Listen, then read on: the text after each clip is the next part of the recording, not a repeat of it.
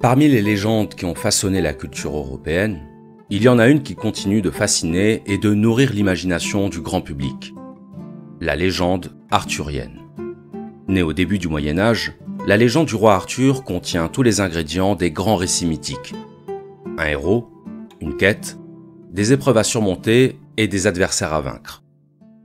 Arthur est roi de Bretagne.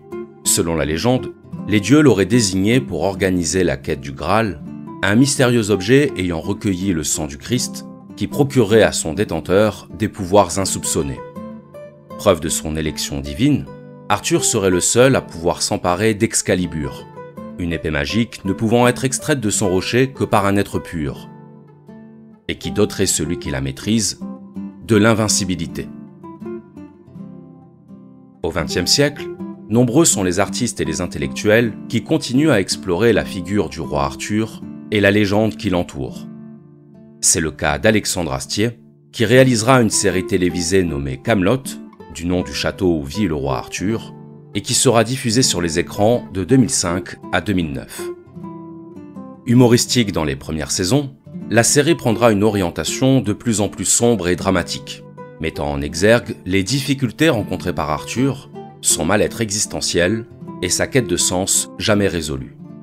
Entouré de chevaliers plus incompétents les uns que les autres, Arthur patauge dans sa mission. Il voulait incarner la figure d'un roi juste et volontaire, mais les affaires courantes du royaume, ajoutées à la bêtise de ses subordonnés, l'enfonceront dans une solitude de plus en plus inextricable. Une solitude qui lui fera côtoyer le tragique et l'absurde. Mais si on devait dresser le portrait philosophique du roi Arthur, qu'est-ce que ça donnerait ? Quelles sont les philosophies qui influencent, sans qu'il le sache, la vision du monde du roi Arthur? C'est ce que je vous propose de découvrir dans cet épisode.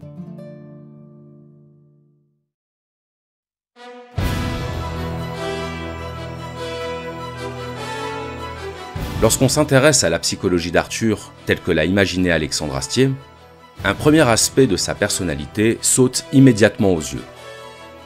Arthur n'est pas heureux. Contraint de se marier à une femme qu'il n'aime pas, noyé sous les doléances et privé de toute stimulation intellectuelle, Arthur s'ennuie. Les rares fois où on le voit esquisser un sourire, c'est pour exprimer son exaspération, ou parce que cherchant à évacuer la pression, il sera retombé en enfance le temps d'un jeu improvisé. S'il semble peu enclin à la violence et au ressentiment, Arthur n'en demeure pas moins un personnage austère. La morosité domine son quotidien, et ironiquement, ce sont ses prises de bec avec son entourage qui lui fournissent les seules occasions de se distraire. Mais chez Arthur, la morosité ne constitue pas seulement un trait de caractère. Elle a une origine plus profonde. Arthur Schopenhauer disait que la vie oscillait, comme un pendule, de la souffrance à l'ennui. L'homme étant un être de désir, il éprouve un manque lorsqu'il n'obtient pas ce qu'il veut. Et quand il l'obtient, sa satisfaction le plonge dans l'ennui. Souffrance et ennui constitueraient ainsi les deux facettes de l'existence. Quand ce n'est pas l'ennui qui ronge le roi Arthur, c'est la souffrance. La souffrance d'une vie qu'il n'a pas réellement choisie. La souffrance de ne pas voir ses efforts reconnus. La souffrance d'une descendance qu'il recherchera sans jamais la trouver. Comme Schopenhauer, Arthur vit dans la conscience de la médiocrité humaine. C'est l'une des raisons pour lesquelles il cultive la solitude. Car, comme disait Schopenhauer, la solitude offre à l'homme intelligent le double avantage d'être avec soi-même et de ne pas être avec les autres. Ironie du sort, le seul personnage pour lequel Arthur éprouve un réel respect est aussi celui qui deviendra son principal rival, Lancelot. Lancelot qu'Arthur recrutera sans hésiter après avoir constaté qu'il était comme lui. Comme lui, exigeant envers les autres et envers lui-même. L'ennui d'Arthur vient du fait qu'il évolue dans la médiocrité. À peine assis sur le trône, il comprend que sa plus grande tâche ne sera pas de remporter des batailles, mais de supporter l'incompétence de ceux qui sont censés l'y aider. Le fait de rencontrer Lancelot lui redonnera espoir et motivation. L'espace de quelques minutes, Arthur oublie que les êtres humains sont médiocres, Et cet oubli prend la forme d'un sourire, ce même sourire qu'affichent les deux protagonistes du film It, auquel Alexandre Astier rend plusieurs fois hommage dans la série. Mais l'ennui d'Arthur pourrait-il avoir une autre origine ? Pascal disait que tout le malheur des hommes venait de leur incapacité à demeurer en repos dans une chambre. Demeurer en repos dans une chambre, c'est être confronté à soi-même, à la solitude et à la pensée de notre mort prochaine. Le divertissement nous détourne de l'angoisse de la mort. Que ce soit par le jeu, par le plaisir ou même par le travail, nous avons besoin d'une occupation qui nous fera oublier cette angoisse. C'est d'ailleurs le sens littéral du mot « divertir », dévier, détourner. Un roi sans divertissement est un homme plein de misère, ajoutait Pascal, soulignant par là que même les plus hautes responsabilités ne suffisent pas à conjurer l'ennui et l'angoisse de la mort. Arthur a besoin de divertissement, un divertissement qu'il trouvera dans la compagnie de ses maîtresses, mais aussi, plus étonnamment, dans quelques moments de discussion avec Perceval, le seul personnage à l'égard duquel Arthur semble éprouver une véritable affection. Arthur est officiellement un roi chrétien. Le père Blaise assure la conformité des lois du royaume avec la doctrine chrétienne, jusque dans le respect des intervalles musicaux.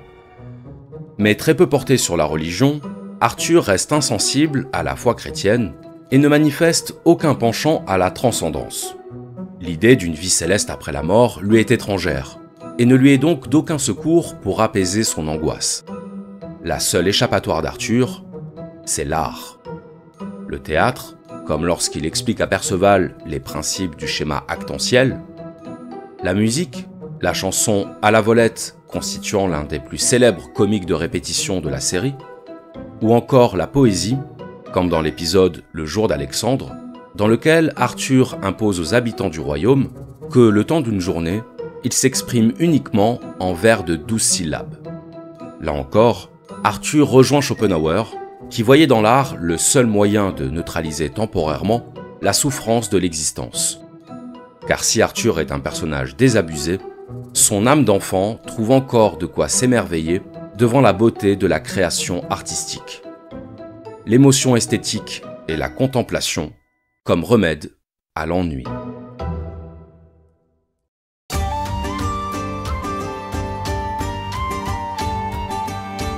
Si l'art et le divertissement permettent à Arthur de soulager son mal-être existentiel, une valeur plus fondamentale semble guider son rapport au monde. Le sens de la justice. Arthur est un roi progressiste. Il a à cœur de défendre les pauvres et les opprimés, quand bien même ces derniers ne lui témoigneraient pas la gratitude qu'ils méritent. Il accède aux doléances de ses paysans, affranchit des esclaves, s'oppose à la peine de mort et refuse de profiter de son privilège d'envahisseur lorsqu'il assiège un village ennemi. On l'a vu, Arthur est dépourvu de toute foi religieuse. Mais il n'en demeure pas moins un homme moral, conscient que tout ne se fait pas, et qu'il y a des causes qui méritent qu'on se sacrifie pour elles. Œuvrer pour la justice donne du sens au règne d'Arthur. Pour lui, être roi ne signifie pas seulement gouverner un royaume, être roi signifie se battre pour la dignité des faibles. Un enseignement qu'il recevra de César en personne, César que le jeune Arthur admire pour son génie militaire, mais qui lui apprendra que la réalité du pouvoir tient d'abord à ce qu'on en fait. Arthur a pour surnom le Juste, un surnom qui lui vaudra les moqueries de son beau-père, Léodagan le Sanguinaire, pour qui le Juste aurait tout aussi bien pu s'appeler le Gentillet. Mais ces quolibets n'atteignent pas Arthur, qui persiste à vouloir incarner la figure d'un roi équitable et intègre. Ce qu'a compris Arthur, c'est qu'être juste ne signifie pas être faible. Être juste, c'est au contraire avoir le courage de ne pas faire reposer son autorité sur la peur. De par son attachement à la justice, Arthur rejoint les prescriptions d'un philosophe et théologien du Moyen-Âge, saint Thomas d'Aquin. Saint Thomas d'Aquin disait « La force d'une loi dépend de son degré de justice ». Pour saint Thomas d'Aquin, comme pour Arthur, il est impératif qu'une loi soit juste. Le pouvoir ne justifie pas tout, et le roi n'est pas moins soumis qu'un autre au devoir de vertu et de probité.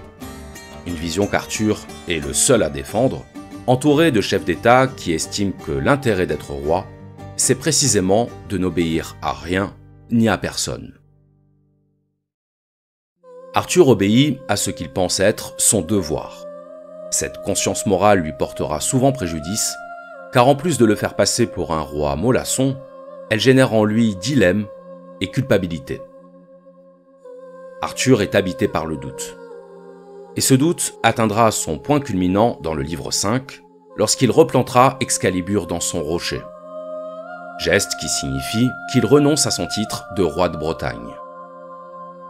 Il est à noter que le seul qui ne tentera pas de retirer l'épée, c'est encore une fois Perceval, par fidélité à Arthur, qu'il continuera à appeler Sire. Un choix scénaristique qui ne doit évidemment rien au hasard, quand on sait que Perceval a lui aussi le pouvoir de maîtriser Excalibur, et qu'il aurait donc pris la place d'Arthur s'il avait tenté sa chance. Mais sans doute n'était-ce pas encore son heure. Dans tous les cas, il est révélateur que les deux personnages désignés par les dieux pour régner sur la Bretagne soient aussi les deux personnages à ne pas s'estimer légitimes à assurer cette fonction. Comme si l'intégrité et le sens de la justice allaient de pair avec le doute et le sentiment d'illégitimité. Comme si les élus étaient les derniers à admettre qu'ils sont les élus. Dans le livre 6, nous remontons à l'époque où Arthur apprend qu'il a été choisi pour occuper le trône de Bretagne. Stupéfait, il ne comprend pas cette décision, car il se considère incompétent, mais surtout illégitime. Là où n'importe qui d'autre que lui sauterait sur l'occasion, Arthur hésite, parce qu'il a conscience de la responsabilité qu'implique un tel statut.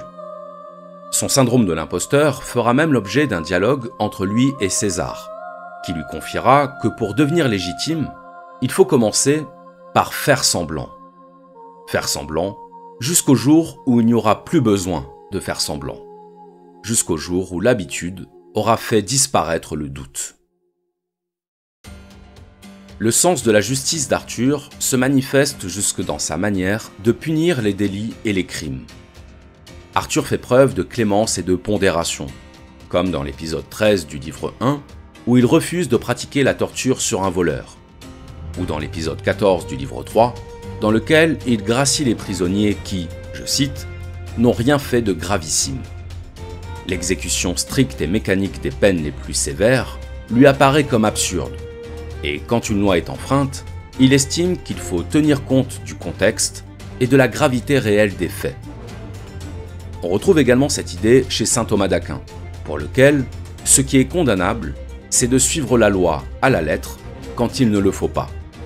C'est la différence entre la lettre de la loi, à savoir ce que disent les textes juridiques, et l'esprit de la loi, ce que la loi s'attache à combattre. Saint Thomas d'Aquin prend comme exemple une loi qui obligerait à restituer un objet à son propriétaire, et qui, si on l'appliquait à la lettre, obligerait donc à rendre son arme à un dément, au risque qu'il commette un crime. Dans ce cas, appliquer la loi, c'est aller contre l'esprit de la loi. Pour Arthur, une société juste n'est pas une société dans laquelle on tue les criminels, mais dans laquelle on fait en sorte qu'il n'y ait pas de crime. Et ça passe par créer les conditions de la justice.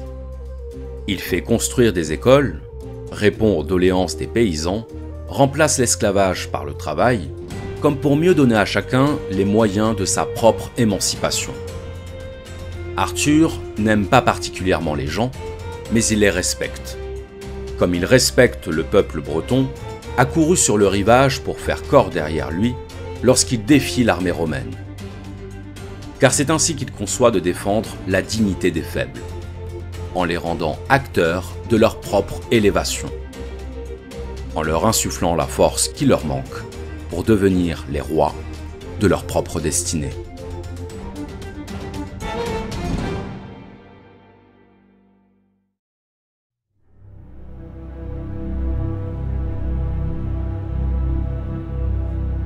Au-delà des bienfaits qu'il apporte à son royaume, Arthur demeure un roi tourmenté. La dépression dans laquelle il s'enfonce année après année ne laisse aucune place au doute. Arthur a un problème avec la vie. Son déclin psychologique n'est que le symptôme d'une crise intérieure beaucoup plus profonde. Cette crise, c'est l'absurdité de l'existence. Arthur est intelligent, et comme toute personne intelligente, il s'interroge. L'arbitraire et le hasard ne constituent pas pour lui des réponses satisfaisantes. Arthur a besoin de sens, et ce sens, il ne parvient pas à le trouver. Le Graal reste pour lui un mystère, de même que les raisons pour lesquelles il a été placé sur le trône de Bretagne. S'entendre dire qu'il est l'élu des dieux ne résout en aucun cas l'énigme. Pourquoi lui ? Pourquoi le besoin d'être élu ? Pourquoi les dieux se mêlent-ils de nos affaires ? Dès qu'on croit tenir une réponse, l'horizon des questions recule, faisant naître chez Arthur le sentiment de l'absurde et du néant existentiel. La vie quotidienne d'Arthur est marquée par la répétition. Les réunions de la table ronde, où les chevaliers rivalisent d'improductivité, les repas avec ses beaux-parents, alimentés par les disputes et les conflits d'ego, les soirées abstinentes avec Guenièvre, quand tout le royaume attend un héritier. Au fil du temps, ce climat de routine et d'immobilité va générer chez Arthur un sentiment d'inutilité et de vide, l'impression que les jours se suivent et se ressemblent, et que la condition de roi ne vaut pas mieux que celle d'un animal dans une roue. Le format des 2 premières saisons de Kaamelott est à l'image de cette répétition. Des épisodes courts, sans lien chronologique, et où l'intrigue paraît ne jamais avancer. Puis, à partir du livre 3, les éléments scénaristiques s'enclenchent dans des épisodes plus longs pour donner lieu au véritable enjeu dramatique de la série, l'abandon progressif par Arthur de sa mission. Lassé de faire des efforts inutilement, Arthur s'isole. Et cet isolement sera le prélude à une crise intérieure qui ira en s'accentuant. Dans le livre 3, il entame une relation adultère avec Mévanoui, ce qui provoquera le départ de Guenièvre et, accessoirement, la colère des dieux.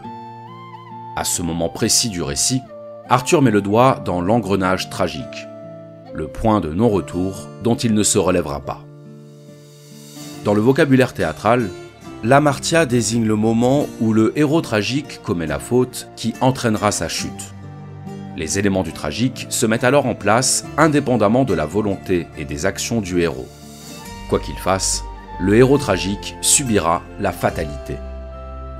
Si on analyse l'évolution du personnage d'Arthur d'un œil naïf, on pourrait croire qu'Arthur est un roi qui perd progressivement le contrôle de sa vie. Mal entouré, manquant d'exaltation, Arthur aurait tout simplement renoncé à une mission pour laquelle il n'avait ni le tempérament ni les épaules. Mais une autre interprétation est possible. Le renoncement d'Arthur est en fait le seul moyen qu'il ait trouvé pour conjurer le cycle de la répétition. La répétition est la marque de l'absurde. Elle rend inenvisageable l'idée de progrès, puisque chaque nouvelle action débouche sur le réenclenchement du cycle initial. Dans ce contexte, commettre une faute, c'est ouvrir une issue dans le labyrinthe de l'absurde. C'est briser le cycle de la répétition, seul moyen pour le héros de donner du sens à son existence. Rien de grand ne s'est accompli dans le monde sans passion, disait Hegel. En introduisant de la passion dans la répétition, Arthur n'aurait-il pas inconsciemment créé les conditions de son réveil ? Albert Camus disait que le seul problème philosophique vraiment sérieux, c'était le suicide. En mettant un terme à la vie, le suicide met simultanément un terme à l'absurdité de l'existence et à la souffrance qui en découle. Pourquoi vivre si nous savons que nous allons mourir ? Pourquoi vivre si la vie n'est qu'une parenthèse d'insignifiance dans un monde qui n'a pas besoin de nous ? Dans le livre 5, Arthur part à la recherche de sa descendance. Ses nombreuses aventures sans lendemain lui font espérer qu'il y ait, quelque part, un enfant dont il soit le père. Cette recherche prend la forme d'une véritable quête existentielle, surpassant en valeur et en intensité la quête du Graal. L'enfance, c'est l'innocence, et Arthur insiste plusieurs fois dans la série sur le fait qu'il tient à être un modèle pour les enfants. La quête de la descendance, c'est la quête de l'innocence. Le Graal métaphysique. L'innocence qui répond à toutes les questions. L'innocence qui fait qu'on ne se pose plus de questions. Mais la descendance, c'est aussi la perpétuation.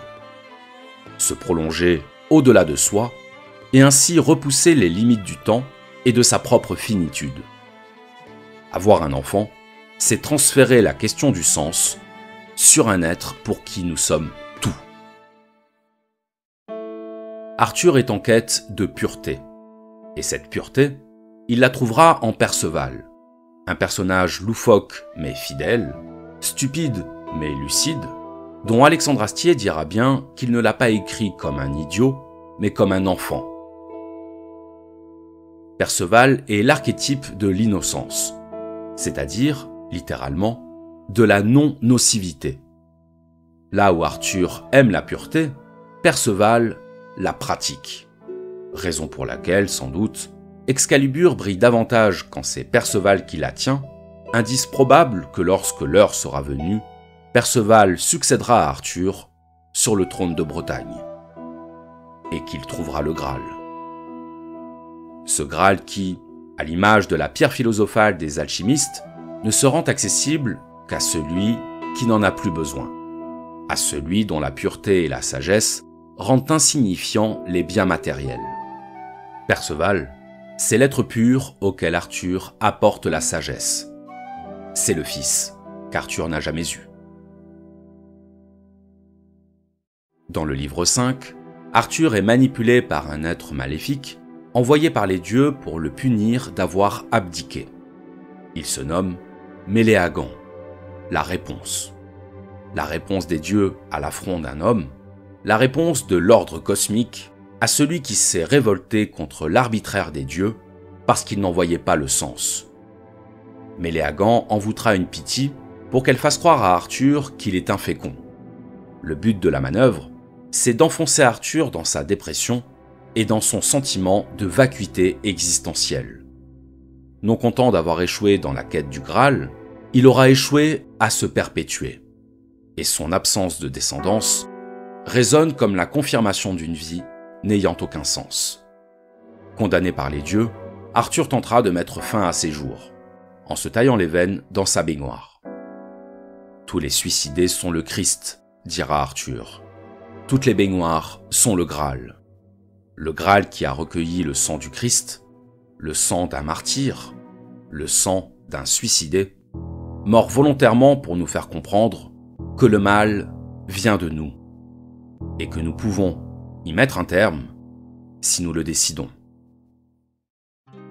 Si le Graal est le récipient qui a recueilli le sang du Christ, alors le Graal est la conscience du mal parmi les hommes. Nous avons tué un innocent et le Graal est le réceptacle de ce péché. Lorsque Lancelot découvre Arthur dans sa baignoire, alors qu'il était venu pour l'assassiner, il le sauve. Tuer son rival avait un sens. Le sauver en a davantage. Lancelot, c'est nous. Doté d'Excalibur, Arthur l'Invincible ne pouvait mourir au combat. Son véritable combat fut celui du sens, et sa mort ne pouvait que venir de ses propres mains. Mais extirpé de la mort par son ennemi, Arthur se trouva replacé dans le circuit du sens. Notre vie doit être précieuse pour que notre adversaire veuille la sauver. Le Graal est la réponse à l'absurdité de l'existence. Il est la conscience de la valeur de la vie.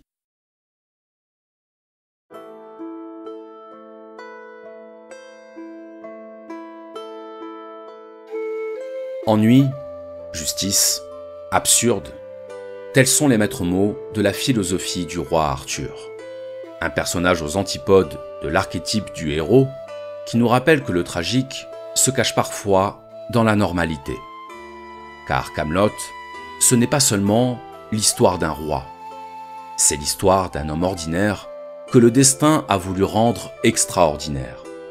L'histoire d'un homme avec ses angoisses, ses doutes, ses faiblesses comme pour mieux nous rappeler que nous sommes tous des élus.